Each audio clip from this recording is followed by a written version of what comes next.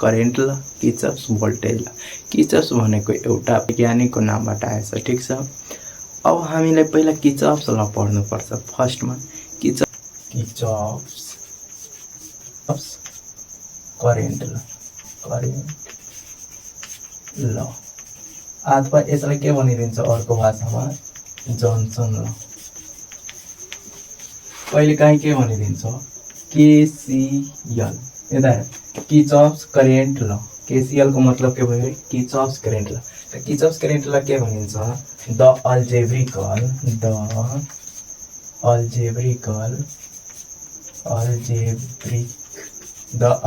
Some of current meeting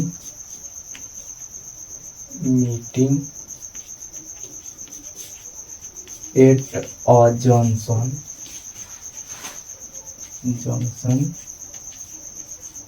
in an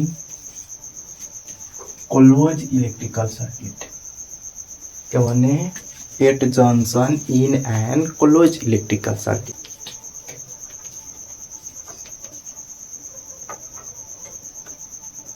electric circuit is zero. Current छ तिनीहरूको meeting हुन्छ त्यतिखेर क्लोज सर्किटमा इलेक्ट्रिकल सर्किट के हुन्छ zero. Summation I equal to हाम्रो के हुन्छ जीरो। एकछिन हामी इक्जाम्पलमा बुझ्दैछौँ के बुझ्दैछौँ कि के भनिरहेछ यसले algebraical sum of current meeting. माना कि यहाँ करेन्ट छ यसमा भोल्टेज पोटेन्शियल डिफरेन्ट को कुरा गरे छैन मात्र करेन्ट को कुरा गरेछ। त यसमा करेन्ट माना यहाँबाट करेन्ट आइरहेछ यताबाट आइरहेछ ठीक छ। अथवा यताबाट पनि आइरहेको होला चारैतिरबाट कुनै गइरहेछ कुनै आइरहेछ फेरि कुनैले आइरहेछ यसले पनि आइरहेछ यसले गइरहेछ ठीक छ। यो मानौ I1 भयो I2 I3 I4 I5 ठीक छ। अब हेर्दाखेरि के हुँदो रहेछ हाम्रो कुनै तलतिर आइरहेछ कुनै तलबाट बाहिर गइरहेछ अथवा यताबाट अर्को पनि लेदा पनि हुन्छ। यो के छ रे I6 अब यताबाट आइरहेछ सबै यो यहाँनिर जीरो छ ठीक छ। ओ पोइन्ट जति करेन्ट आइरहेछ त्यसको के हुन्छ रे सम गर्दाखेरि देख यी सबै करेन्टलाई सम गर्दा जुन इलेक्ट्रिकल सर्किट छ जंक्सन छ एउटा त्यसलाई सम गरेपछि हाम्रो के हुन्छ जीरो। त करेन्टहरूलाई सम गरेपछि जीरो। त यसमा पनि के नियम छ incoming current equal to outgoing current. Sum of incoming current sum of नियम के छ यसको sum of incoming current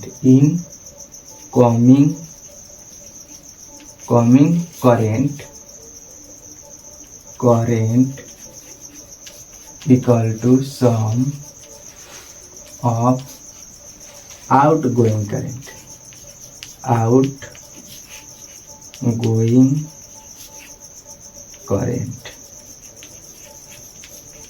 sum of incoming current is equal to sum of outgoing current।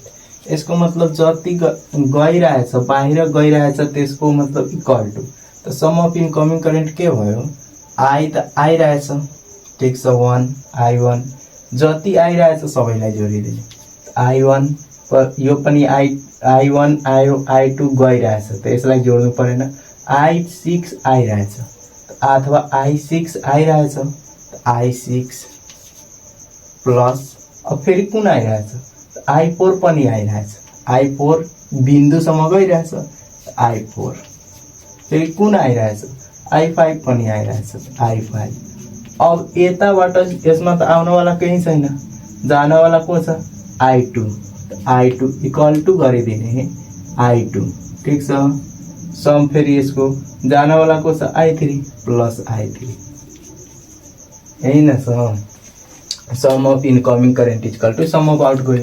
जति आइरहेछ त्यसलाई जोडिदिने इक्वल टू जति गइरहेछ त्यसलाई जोडिदिने। यसको यही सूत्र हो हाम्रो किर्चफ करेन्ट लको मात्र यही सूत्र छ। जति आइरहेछ त्यसलाई जोडिदिने, जति गइरहेछ त्यसमा इक्वल टू गरिदिने, गएको इक्वल टू आएको जोडिदिने। इन्ट्रान्समा कहिले काहीँ के सोधिदिन्छ यो चार्ज हो अथवा एमसीक्यूमा, त यसलाई के भनिदिन्छ the principle of conversation, principle of conversion of charge कुन करेन्ट हुन्छ, चार्जलाई के भन्छ करेन्ट, चार्जमा नहुन्छ। यदि इनर्जी भयो भने त्यहाँनिर के को काम भइरहेको हुन्छ भोल्टेजको। त sum of incoming current equal to sum of outgoing current, यही किर्चफ करेन्ट ल अथवा कसको रे जन्सन ल, जन्सन अथवा किर्चफ करेन्ट ल अथवा जन्सन ल अथवा केसीएल, यसले यो प्रमाणित गर्छ। त्यसपछि हाम्रो आउँछ किर्चफ भोल्टेज ल, के भनिन्छ त्यसलाई किर्चफ भोल्टेज ल। अर्को के हुन्छ रे हाम्रो Kirchhoff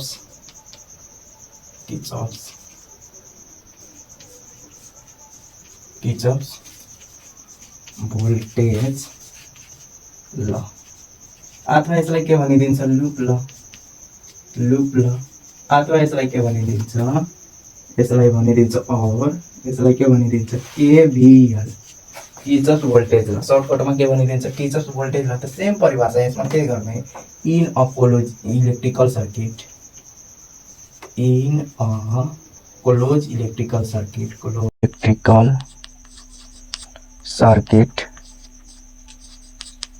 in a electrical circuit the algebraical in a electrical circuit the algebraic in electrical circuit the algebraic sum of is equal to potential difference, to potential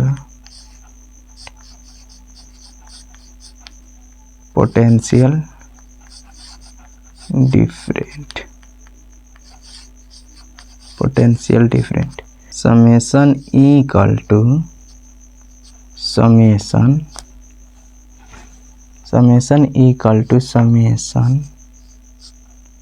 IR। ठीक छ, देख त सेम त्यही कुरा हो। यसमा के छ किर्चफ भोल्टेज ल अथवा लूप ल भनिन्छ अथवा केवीएल। ठीक छ, in a closed electrical circuit the algebraical sum of EMF equal to the potential difference। EMF को मतलब हुन्छ इलेक्ट्रोमोटिभ फोर्स। ठीक छ, इलेक्ट्रोमोटिभ सर्टकटमा बुझ्न ब्याट्री को चार्ज, ब्याट्रीले चार्ज दिइरहेछ त्यो के भनिन्छ त्यसलाई इलेक्ट्रोमोटिभ फोर्स, त्यसलाई भोल्टेजमा नापिन्छ। ठीक छ, यसलाई संकेत ई ले गरिन्छ, के भनिन्छ principle of conversion energy voltage को आधारमा लूप ल्याऊ।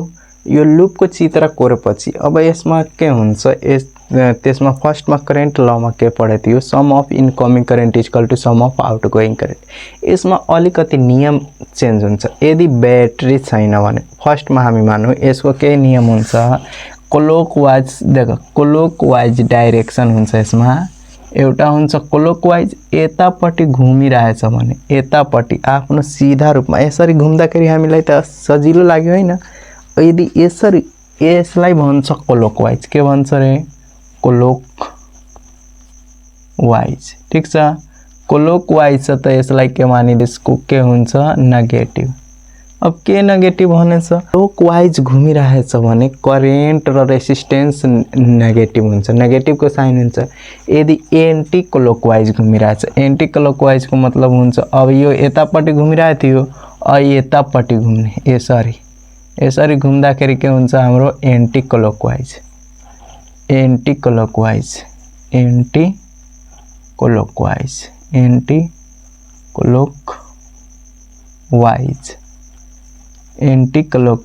यसरी घुम्दाखेरि के हुन्छ एंटी क्लॉकवाइज। तो यसमा लेख्छ पोजिटिभ को साइन। अब के पोजिटिभ को साइन लेख्छ फर्स्टमा हेर त, यसमा छ करेन्ट अथवा ब्याट्री ठिक छ करेन्ट अथवा आई त यी के हुन्छ यदि मानौ हाम्रो के छ रे एंटी क्लॉकवाइज त वाइज त यसको साइन के हुन्छ पोजिटिभ। यदि क्लॉकवाइज छ भने क्लॉकवाइज घुमी डाइरेक्सनमा छ भने यसको साइन के हुन्छ माइनस ठीक छ।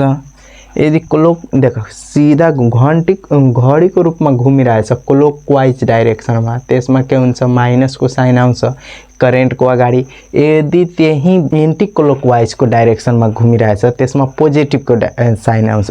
हामी पहिला करेन्ट पढ्दाखेरि के हुन्थ्यो करेन्ट जहिले पनि लेख्ने हो डाइरेक्शन देखाउने त यता हुन्छ प्लस यता हुन्छ माइनस सानो हुन्छ माइनस ठुलो हुन्छ प्लस।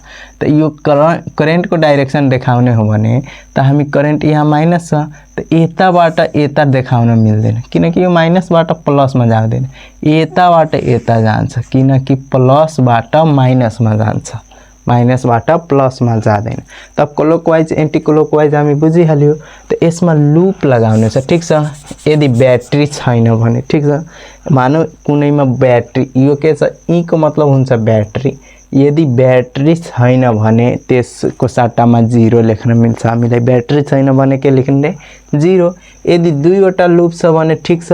यदि दुईवटा लूप भन्दा धेरै भयो त्यसलाई पनि के भनिदिन्छ मेश लूप पनि भन्न मिल्छ। त यो देख त फर्स्टमा यो लूप के भयो रे लूप 1 यो के छ लूप 2 यो लूप 1 यो लूप 2। त फर्स्ट में हामी कसमा हेर्ने लूप 1 मा लूप 1 बाट हामी क्लॉकवाइज र एंटी क्लॉकवाइज पढेछौं त लूप 1 मा हेर्ने लूप 1 कहाँ छ हाम्रो यहाँ देखि यहाँसम्म हो। त अब हेर त यसमा क्लॉकवाइज को साइन हो मानौ कि म यहाँ देखि स्टार्ट भयो ठीक छ। त लूप 1 मा इक्वल टु देख इक्वल टु अब कहाँबाट स्टार्ट गर्ने यहाँबाट स्टार्ट भयो मानौ ईबाट त E1 इक्वल टु अब यताबाट गइरहेछ त यो क्लॉक डाइरेक्सन कि एंटी क्लॉक डाइरेक्सन त एंटी क्लॉक उल्टा त नाचिरहेछ उल्टाको साइन हो त एंटी क्लॉक डाइरेक्सन त एंटी क्लॉकमा हाम्रो के हुन्छ पोजिटिभ। त पोजिटिभको साइन नै लेख्नु पर्छ एंटी क्लॉकमा के छ रे पोजिटिभ त पोजिटिभको साइन लेख्नु परेन R1। त्यसपछि हामीलाई यता जाने फर्स्ट लूप त हाम्रो यहाँबाट घुमेछ त यहाँबाट घुम्दाखेरि यता जाँदा के हुन्छ यो डाइरेक्सन यतापट्टिको देखाइरहेछ मतलब कि हामी यहाँ गइरहेछौं।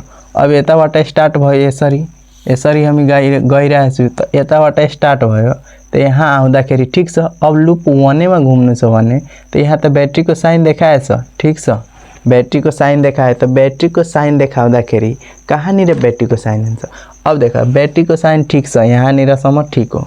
अब यहाँदेखि ठीक अगाडि बढ्दाखेरि के भनिरहेछ यतापट्टिको साइन उल्टा त यसको मतलब E2 त पनि उल्टा हुन्छ त माइनस। अब देखा यसमा के गरिदिने E1 बाट के हुन्छ E1 बाट माइनस E2 घट्छ किनकि उल्टा क्लॉकवाइज डाइरेक्सन में छ यो केमा छ क्लॉकवाइज डाइरेक्सन में यसरी घुमेर यतापट्टि आइरहेछ त्यस्तै यो यसरी घुमेर यता आइरहेछ त यो क्लॉकवाइज डाइरेक्सन में त माइनस त सेलबाट सेलै घटाउने सेल को साइन हो त सेलबाट सेलै घटाउने। अब करेन्ट वाला छ त करेन्ट अब यहाँ आउँदाखेरि के भयो I5 त माइनस I5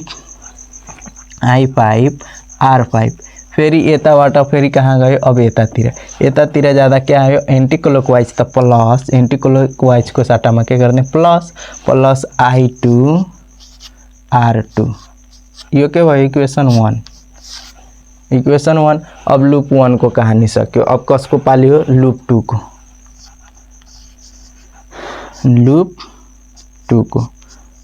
2 मा के छ हाम्रो।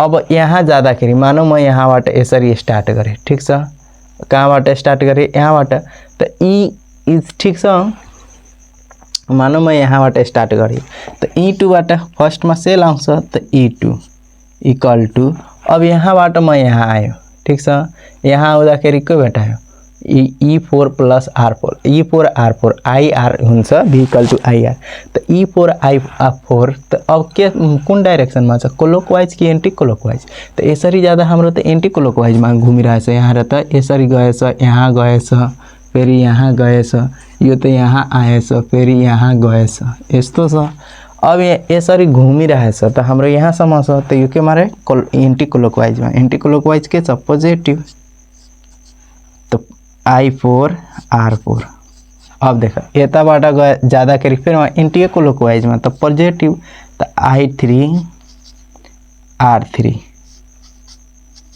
अब यसरी जाँदाखेरि अब यसरी जाँदाखेरि फेरि हाम्रो के आयो एन्टी क्लकवाइजमा त प्लस I5